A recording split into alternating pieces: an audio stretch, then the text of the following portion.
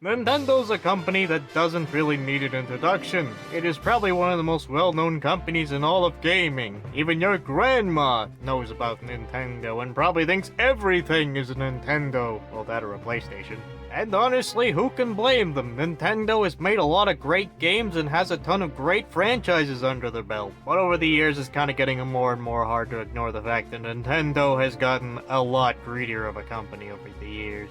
Ever since Fils-Aimé left, things have kind of gotten a lot more corporate and a lot more, well, less Nintendo, let's say. Remember when the biggest problem with Nintendo was the fact that they often leaned too hard into their gimmicks and often led to mediocre products or products that really could not live up to the hype because Nintendo was stupid with their marketing? Either way, a lot of this is perpetrated by Nintendo's own personal cult, the Cult of Nintendo. A subcategory of the Cult of Consume product. As for what the Cult of Consume is in my own words, it's basically just the don't ask questions, just consume product and then get excited for next product crowd. You know the type. And as a whole, every greedy decision Nintendo has ever made is because of these people. So let's go over some of Nintendo's more egregious sins, shall we? Let's get some of the more recent stuff out of the way, such as the most recent Nintendo Direct as of recording this. With the Virtual Boy! Yeah, you guys remember the Virtual Boy? You remember how cool that thing was? I mean, it was totally awesome. You just had to own a Virtual Boy because it was just the coolest thing, right? What? No? That never happened? What? The Virtual Boy sucked? What? It caused eye problems and headaches? What? It was a piece of junk that was way ahead of its time in the worst way possible? Well, that wasn't the way we at Nintendo remember it. We're selling it again for $100. Plus the Nintendo Online subscription, and of course you have to own the Nintendo Switch to actually play these games. That's diabolical. I wish I thought of it first. You would make something like that on purpose, knowing you. But of course, and you'll be my first customer. Unwillingly, of course. As a whole, the Virtual Boy wasn't some underrated console that just got shafted for whatever reason, be it many reasons. Virtual Boy was kinda just bad. Especially with VR nowadays, this was kinda just doomed to fail. If VR of today still kinda sucks, what makes you think that VR of the time of the Virtual Boy was actually going to be any good? Ironically enough, a lot of the same problems VR has today, the Virtual Boy had, except it didn't have a red screen, which the Virtual Boy did, and yeah, that caused a lot of problems. And here Nintendo is selling it back to you for $100, plus everything else. And this is on top of the Switch 2's game, console, and game pricing. I don't care if Mario Kart World is the greatest Mario Kart game Nintendo has ever made, it's not worth $80. When you can play the superior Mario Kart game, Mario Kart Wii. But I mean, it's kind of a shame because there are some good games on the Nintendo Switch 2, namely Donkey Kong Bonanza, or as it should be called, Mario Odyssey 2, Donkey Kong's Return. Affectionate. But at least credit to Nintendo, the Nintendo Switch 2 doesn't seem to have a lot of the problems its predecessor had, which they never fixed. And I mean, it's not like the Switch had some glaring design flaws that led to some serious damage to the controller, the screen itself, and maybe... Oh wait, yes they did. That is, I don't know, maybe the fact that the dock it came with scratches the screen. And mind you, this is not a third-party product. This is a first-party product by Nintendo that came with the console. And unless you knew, congratulations, bucko, your Switch is now scratched permanently. Or what about the Joy-Cons? I mean, they're a neat little design. Very well put together, they feel nice in your hands, and they drift. And this is not a problem with some of the Nintendo Switch Joy-Cons. This is a problem with all of the Joy-Cons. This is a universal problem applicable to every Nintendo Switch Joy-Con. And did they ever fix it? No. But why fix a problem when you can instead sell the solution to the problem and make even more money? Oh yes, the classic tactic of create a a problem and then sell people solution to problem. Very classy. Well, I'm sure the Nintendo Switch Joy-Cons are reasonably priced, right? $90. On Nintendo's own website. $90. To put things into perspective, you can get a DualSense 5 controller on Amazon for $75. And this thing will work on just about anything. The Joy-Cons only work with the Nintendo Switch. Now granted, there were solutions to Joy-Con drift, namely recalibrating it and sending it into Nintendo, which they'll fix for free, but still, the fact this problem was never properly fixed is ridiculous. And the fact is, Nintendo denied stick drift even existing, so even if they wanted to, they could not legally say that stick drift was fixed because they denied it even existed. There is no stick drift in Ba Sing Se. Now, I'm not saying that this was an intentional ploy by Nintendo to get rich real quick off idiot consumers who will buy product. I'm just saying that it could easily come off that way, and that Nintendo should probably work on their PR a bit more to prevent this sort of thing in the future. But I mean, if that was the only thing they did, it wouldn't be too bad. It'd still be greedy. But they also partake in things like FOMO, or the fear of missing out, and artificial scarcity. While they don't really do this nowadays, back in the early days of the NES Mini, and certain amiibos were purposely scarce. It's not that they weren't making a lot of them, or that they got sold out too quickly to a point where they couldn't keep up with demand, they just weren't stocking them. In other words, Nintendo was basically allowing the scalpers to win. Let that sink in. Nintendo allowed the scum of the earth, scalpers, to win. Because guess what happens? People bought it up, they sold it on eBay, and they sold it at an upcharge. Good job, Nintendo. You really fucked up with that one. And we get to the part where I know Mimo is going to laugh at me. Do you have the slightest idea how little that narrows it down? Alright, allow me to be a bit more specific. The Super Mario 3D All-Star Pack. I bought a copy. Get your pointing and laughing out now, Mimo. I know you're gonna do that. Oh, look! An idiot!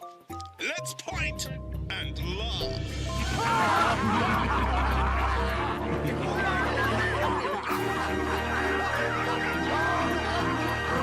Alright, are you done? Did you get it out of your system? Correct, and I am quite satisfied with the result. Honestly though, in my defense, are I made did not really know how emulators worked, and I didn't know about RetroArch, but yeah, I am indeed part of the problem. As a whole, the 3D All-Stars pack is honestly on paper not a bad deal. It's just kind of a bit overpriced. Granted, I didn't pay full price for it, I paid $40 instead of the $60, but that's neither here nor there. Still part of the problem. Yes, I know this. But to be honest, it's kind of a joke compared to the original All-Stars pack. For those who don't know about Super Mario All-Stars, well, you really should check it out. It's a collection of the early Marios up to Mario 3, with updated graphics, saving, and a whole bunch of other features. And most notably, it actually comes with Mario 2, the original Mario 2, the one that was deemed too hard for the West. And to be honest, they kinda had a point. But still, the All-Stars pack, by most accounts, is pretty much the definitive version of Super Mario that you can play right now. And on top of that, the graphics have aged really well. By comparison, the 3D All-Stars pack is nothing compared to the original. It didn't even have Galaxy 2. Why was that? So they can sell it to you later in a combo pack for $80. Wait, are you joking? Do I ever joke about this sort of thing, moron? Oh dear. Yeah, Super Mario Galaxy is probably the best Mario game in the series in my opinion, and Super Mario Galaxy 2 is more Galaxy, so yeah, that's pretty good. But is it worth $80?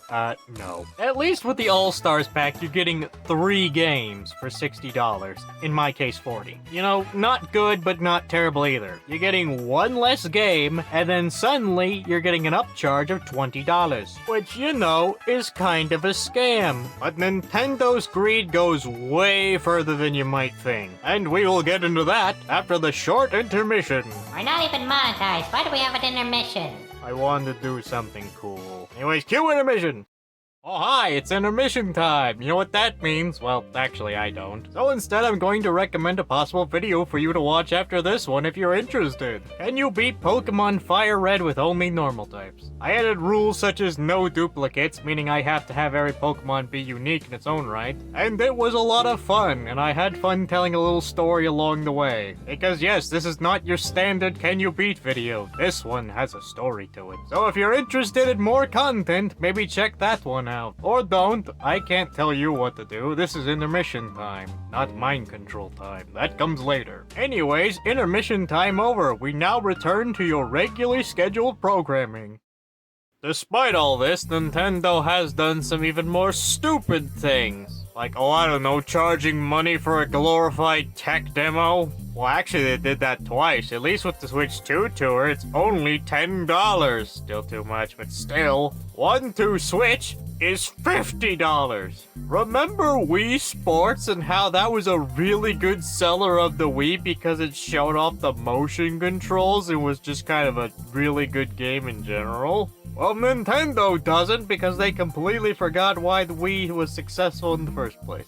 And it's really funny to me how Sony, of all companies, actually understood this with Astrobot. Well, actually Astrobot's predecessor, Astro's Playroom, but still. The point is that Sony did what Nintendo didn't, if only it was Sega. And let's also get some of the big hitters that I've been saving for the end. Nintendo's stance on emulation and more or less their overall hostility when it comes to protecting their copyright. Now some might say Nintendo has every right to do this. It's their property. I know you're going to, Mimo, so don't even bother. But the thing is, you can ask yourself if you could, but you never asked yourself if you should. Because while Nintendo has every legal right to do this, you do understand there's a reason why most people don't do this sort of thing. It makes you look really petty, could potentially damage your reputation, and do a lot more harm than good in the long run. Nintendo does not care. As a whole though, emulation is not really piracy because back in the early days of screen recordings, for when we had DVRs, VCRs, and anything sort of that realm of technology, it was ruled it's not actually piracy. Because yes, this sort of thing went to court. There is a legal precedent for it. What is piracy is distribution. In other words, if you owned an illegal copy of the Super Mario movie, the original one anyway, but you only kept it for yourself, you did not sell it, you did not give it away, you did not do any of that, you only kept it for personal use, you are not technically breaking the law. However, if you distribute this in any way, shape, or form, you are breaking the law. This is actually why torrenting is technically illegal when it comes to copywriting. Because on top of you getting the file, you are distributing the file by the fact of seeding. All of this is just legal nonsense just to say that Nintendo doesn't want you getting their games for free. Well, it'd be great if they actually offered them for, well, I don't know, a reasonable price instead of hiding them behind an online subscription, which also locked features behind a paywall that were previously free. Because on top of Nintendo being super hard on emulation, they're not exactly particularly generous when it comes to their game library. Oh, what's that? A particular type of game you want to play is not on the eShop or Nintendo's online service? Well, tough luck, bucko. I guess you just can't play those games. Unless, of course, you have the physical copy of it and the physical device to play it. Oh wait, those are getting harder and harder to actually obtain, and people are scalping it again. Damn it, Nintendo, stop helping the scalpers! So while there's that, there's also Nintendo's incredibly aggressive stance against things like fan games, events, and various other things. Oh, I'm sorry, Smash Bros. Players. You're not allowed to play the game that you like. Please play our new game instead that didn't have very good netcode at the time. And take a shower while you're at it. Okay, now that's just mean, but somewhat true. But still, Nintendo has every right to do it, doesn't mean they should. And while some might say, oh, this is actually a Japanese copyright law issue, because you see, Nintendo is a Japanese company, therefore their copyright law falls under Japanese copyright law. Therefore, Nintendo has every right to do this. Which I have to say, no, you're just plain wrong. Because as a whole, copyright is confusing, and no matter which way you slice it, you're generally not going to get an easy answer out of anything. In the US, we have this thing called fair use, except half the time, it's not enforced.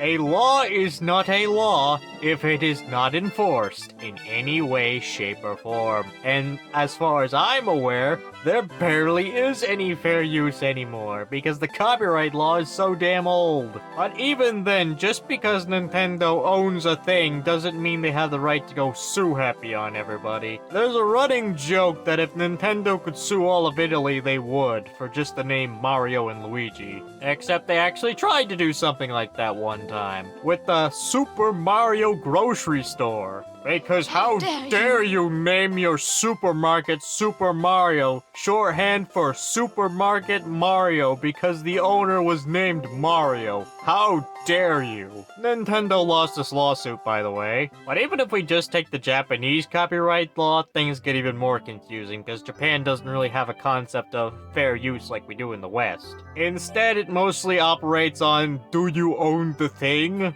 Yes. Do you mind others making fan works of your thing? No?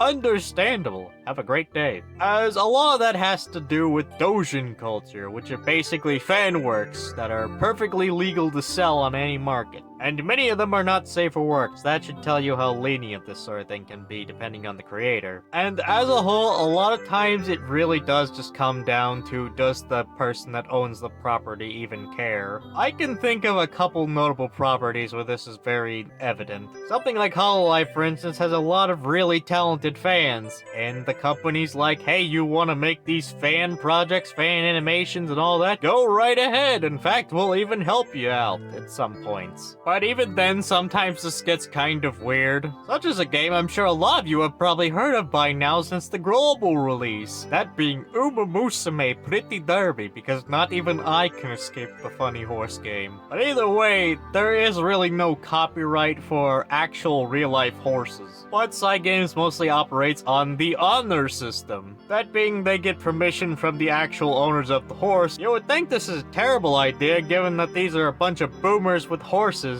There's no fucking way they'd approve of this, right? Well, you'd actually be surprised. Especially Saiyan Sky's owner being a huge fan of their own horse. Even owning a detailed car and bike of their horse. And if you're familiar with the game, you probably also heard Cygames say, do not loot the horses. This is because they don't want to get in trouble with the actual owners of the horses. However, no one said anything about the horses looting you.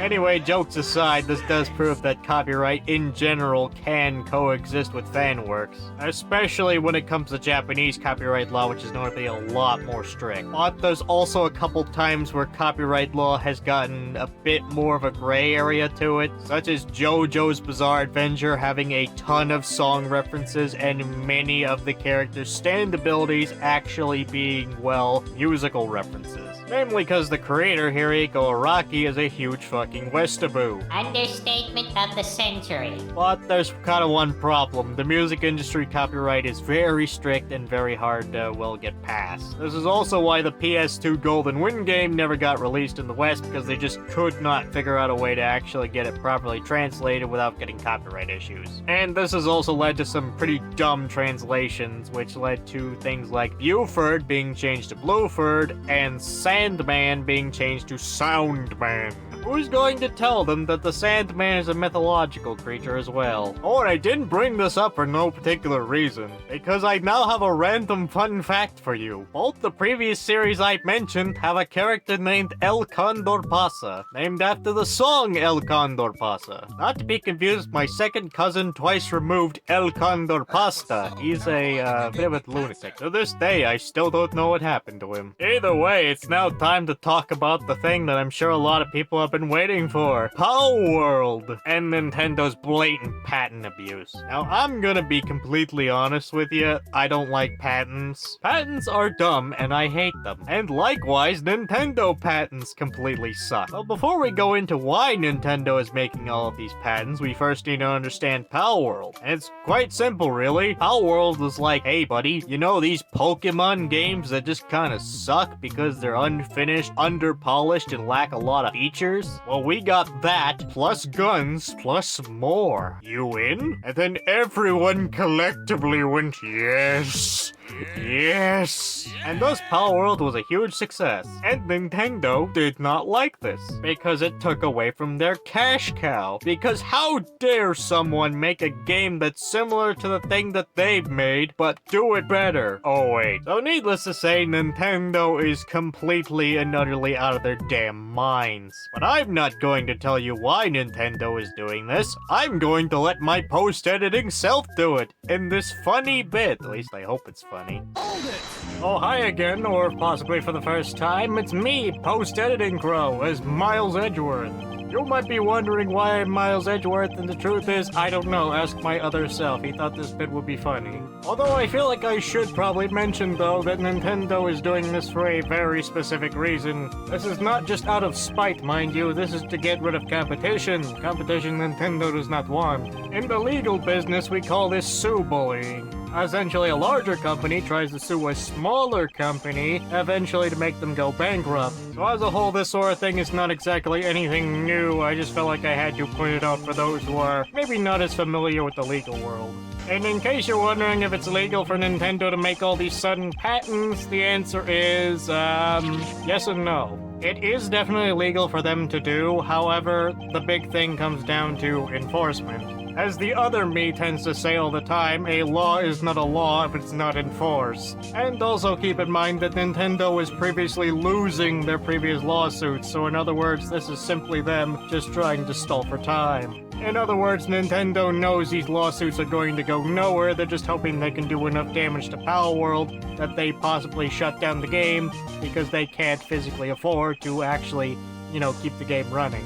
This has been not legal talk with Post-Editing Crow, because I am not a lawyer. Get it right. Anyways, back to me. So as a whole, now that you understand the legal precedent, I mean not legal precedent, because none of us are lawyers, let's now discuss how fucking dumb this entire patent thing is. Throwing a ball at a creature is something that's kind of unique to Pokemon, but is kind of not really unique to Pokemon. I'd like to remind all of you, Pokemon's not exactly unique in any way, shape, or form. It's got its roots back in Gachapon, or just Gacha for short. Yeah, Gacha has existed for a long while. In fact, Pokemon's early days can be traced back to this. They used to be known as capsule monsters. In other words, Nintendo didn't come up with Pokemon from the ground up. They took inspiration from other things. And it's only through reiterating, changing things around, and then making some weird sudden shifts to the idea that you got what we know today as Pokemon. So patenting this mechanic just seems a bit, well, weird, especially with how late in the game it is. Still legal to do, but still very weird. And then there's this dumb patent of summoning creatures to battle for you. Oh, I'm sorry, Shin Megami Tensei. I guess you just don't matter anymore, because we at Nintendo are now going to patent one of your core mechanics. In all fairness, Persona did that first. You're right about that at least. Oh, I'm sorry, Elder Scrolls Conjuration skill. I guess you also just don't exist, because we at Nintendo are patenting your entire gimmick. Oh, I'm sorry, Dungeons and Dragons Summoner class. You really just don't exist anymore because we patented your entire thing. Do you see the problem here? Just because Nintendo can do it doesn't mean they should. They shouldn't take down fan projects either. They shouldn't take down tournaments. They shouldn't overextend their reach. But here's the thing. This isn't just about Nintendo and the scummy things they've done. This is about the Nintendo fanboys that defend them no matter what and will bend the knee to the Nintendo whenever and however they want. Because these are a certain type of consumer that I'm kind of getting sick of nowadays. Because it doesn't matter if you boycott Nintendo or don't buy the Nintendo Switch 2 because Nintendo is kind of, well, gotten extremely greedy, or, you know, buy their overpriced DLC for Donkey Kong Bonanza that's $20 for a glorified minigame because someone else will purchase it for you and probably buy more copies out of spite, just to make sure that Nintendo is happy. I call them a cult for a reason. It started out as a joke in the original video, but now I see it's not a joke. These people are actually deranged enough to think that Nintendo is going to give them something or is going to lead them to enlightenment or something. I believe the word you're looking for is nostalgia.